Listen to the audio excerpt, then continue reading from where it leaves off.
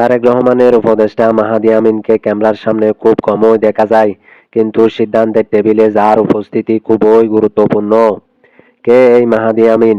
কিভাবে তিনি বিএনপির ভারপ্রাপ্ত চেয়ারম্যান তারেক রহমানের ঘনিষ্ঠ উপদেষ্টা হয়ে উঠলেন? মাহাদি আমিনের জীবন শুরু হয় একেবারে সাধারণ প্রেক্ষাপট থেকে।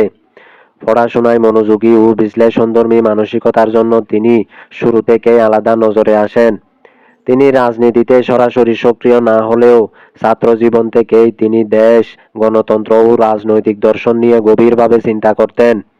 সময় গড়ানোর সাথে সাথে মাহাদি আমিন যুক্ত হন গবেষণা, রাজনৈতিক বিশ্লেষণ ও নীতি নির্ধারণমূলক কাজের সঙ্গে।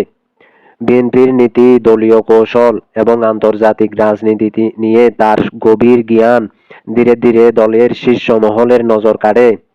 বিশেষ করে বিদেশে অবস্থানরত বিএনপির নেতৃত্বের সাথে যোগাযোগ ও কৌশলগত পরামর্শ দেওয়ার ক্ষেত্রে তিনি গুরুত্বপূর্ণ ভূমিকা রাখতে শুরু করেন।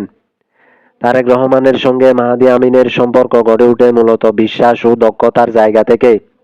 তারেক রহমান যখন দলকে পুনর্গঠন, আন্তর্জাতিক মহলে বিএনপির অবস্থান তুলে ধরা এবং ভবিষ্যৎ রাজনৈতিক রূপরেখা তৈরিতে মনোযোগী হন, তখন মাহাদি আমিন একজন নির্ভরযোগ্য পরামর্শক হিসেবে সামনে আসেন।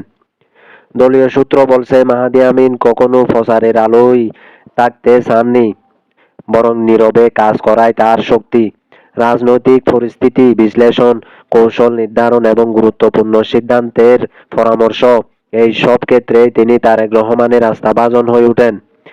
আজ মাহাদি আমিন শুধুমাত্র একজন উপদেষ্টা নন, বরং তারেক রহমানের রাজনৈতিক চিন্তাভাবনা ও ভবিষ্যৎ পরিকল্পনার এক গুরুত্বপূর্ণ অংশ। প্রচারের বাইরে থেকেও যে রাজনীতিতে বড় ভূমিকা রাখা যায়, তার একটি উদাহরণ মাহাদি আমিন।